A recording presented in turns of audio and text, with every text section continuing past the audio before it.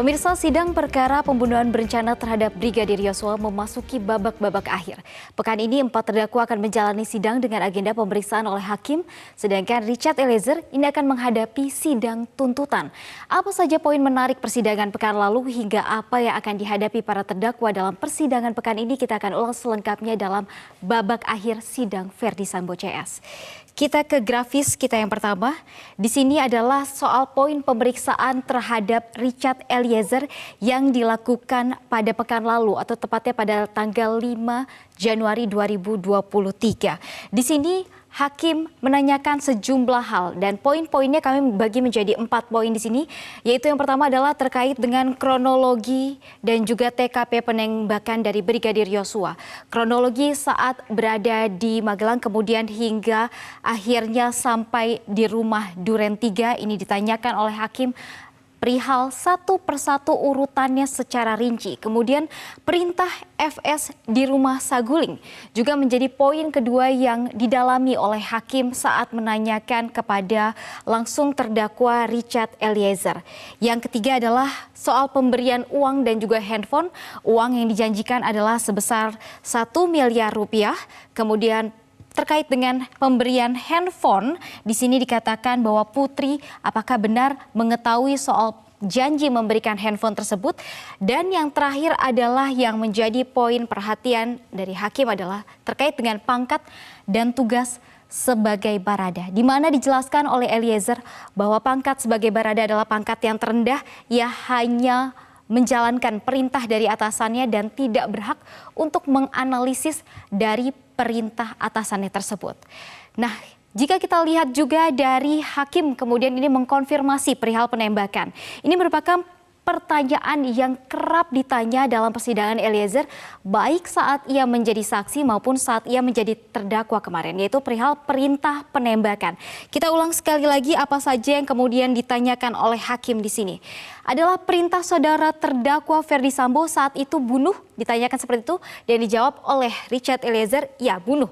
Bahwa nanti kamu bunuh Yosua ditanyakan kembali dan dijawab oleh Richard Eliezer, siap yang mulia. Kemudian bunuh dengan cara apa? Dijawab oleh Eliezer, itu belum dijelaskan yang mulia. Ini pertanyaan saat berada di rumah Saguling, tepatnya saat ada perencanaan. Menurut Eliezer di sana ada perencanaan sebelum dilakukan eksekusi, yaitu di rumah Duren 3.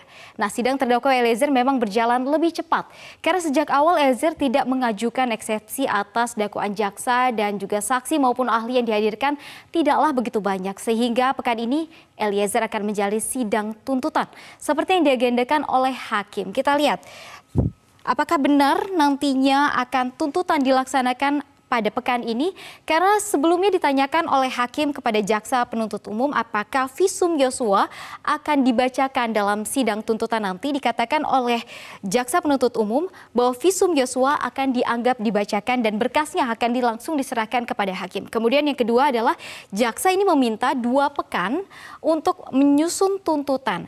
Jadi jika dilihat dari tanggal 5 Januari kemarin bahwa pekan ini merupakan baru pekan pertama, masih ada 1 pekan tersisa jika nanti memang jaksa belum selesai untuk menyusun tuntutan terhadap Richard Eliezer.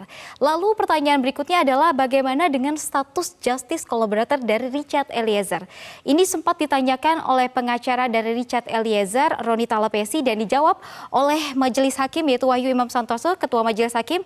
Penetapan atau itu status justice collaborator akan kami pertimbangkan satu kesatuan dalam putusan nanti. Jadi putusan apakah justice collaborator atau status JC dari Eliezer akan diterima atau tidak, ini bergantung pada putusan hakim nanti saat pembacaan vonis.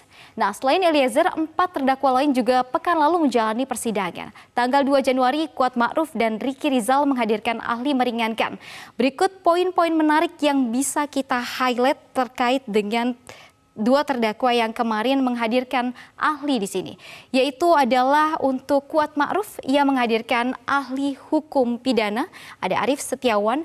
Ada 2 poin yang menarik untuk kita garis bawahi adalah terkait dengan pernyataan orang di TKP belum tentu turut serta melakukan delik.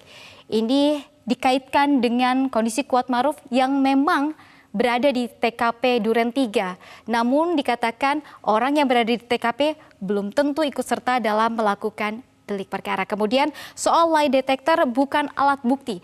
Karena diketahui saat lie detector dipakai atau digunakan kepada Kuatma'ruf, ia diketahui berbohong. Namun dikatakan oleh ahli hukum pidana Arief Setiawan bahwa lie detector bukanlah alat bukti. Kemudian kita lihat dari Ricky Rizal, ia menghadirkan ahli psikologi forensik, ada Nathanael Sumampau, ini mengatakan analisis alasan Ricky Rizal tolak perintah Sambo dikaitkan dengan posisi dari Ricky Rizal yang mulanya adalah seorang polisi lalu lintas. Maka ia tidak kerap atau tidak pernah menggunakan senjata untuk melakukan atau mengeksekusi seseorang. Ini yang digarisbawahi adalah terkait analisis alasan Ricky Rizal menolak perintah Verdi Sambo. Kemudian sehari berselang giliran Verdi Sambo dan Putri Chandrawati yang hadirkan ahli meringankan. Masih juga sama, Sambo dan Putri ini menghadirkan ahli hukum pidana. Ini poin-poin yang disampaikan oleh ahli hukum pidana kemarin dalam persidangan untuk Verdi Sambo dan juga Putri Chandrawati. Ada Said Karim, ahli hukum pidana di sini mengatakan motif penting untuk dibuktikan. Motif yang dimaksud adalah saat melakukan pembunuhan terhadap Brigadir Yosua, apakah sudah diketahui secara pasti motifnya apa atau belum? Jika masih belum, ini yang harus dibuktikan dalam persidangan. Kemudian analisis FS tidak tenang jelang peristiwa penembakan. Ini dikatakan oleh ahli hukum pidana bahwa ini penting karena saat melakukan tindakan ini atau saat peristiwa penembakan diketahui FS ini dalam kondisi yang tidak stabil karena mengetahui istrinya menjadi korban pemerkosaan. Kemudian maksud kami kata hajar ini bukan sinonim dari tembak. Ini juga digarisbawahi karena pernyataan Verdi Sambo ini selalu ia ulangi bahwa ia tidak memberikan perintah untuk tembak, melainkan adalah hajar cat. Dan yang terakhir, tidak ada unsur berencana dalam pembunuhan Brigadir Yosua yang dikatakan oleh ahli pidana. Karena dikatakan oleh ahli hukum pidana di sini, Said Karim, bahwa saat akan menuju ke rumah Duren 3, ini Verdi Sambo hanya ingin mengkonfirmasi, bukan dengan sengaja ingin melakukan tindakan pembunuhan terhadap Brigadir Yosua di sini. Nah, lalu apa agenda sidang untuk pekan ini bagi 5 terdakwa? Kita lihat agenda sidang untuk 5 terdakwa di pekan ini.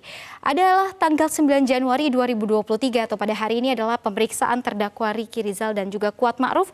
Tadi sudah berjalan untuk Ricky Rizal dan Kuatma'ruf juga nantinya akan dilakukan pada hari yang sama ini. Dan pada tanggal 10 Januari atau pada hari Selasa besok adalah pemeriksaan terdakwa Verdi Sambo akan dilakukan oleh majelis hakim. Kemudian yang terakhir di tanggal 11 Januari 2023 adalah agenda pemeriksaan terdakwa Putri Chandrawati, dan jika memang nanti hasil atau tuntutan ini sudah selesai disusun oleh jaksa penuntut umum, maka di hari yang sama ini adalah pembacaan tuntutan untuk Richard Eliezer. Masih kita tunggu. Nah, terkait dengan persidangan 5 terdakwa memang sudah berjalan lebih dari 3 bulan. Karena persidangan belum berakhir, maka penetapan perpanjangan penahanan harus dilakukan untuk Verdi Sambo CS. Kita lihat pernyataan dari Pengadilan Negeri Jakarta Selatan. Di sini ada pejabat humas PN Jaksel yang melakukan penetapan perpanjangan penahanan Verdi Sambo DKK dari Pengadilan Tinggi DKI Jakarta sudah turun. Masa perpanjangan penahanan tersebut mulai 8 Januari sampai tanggal 6 Februari 2023 atau tepat 1 bulan lamanya.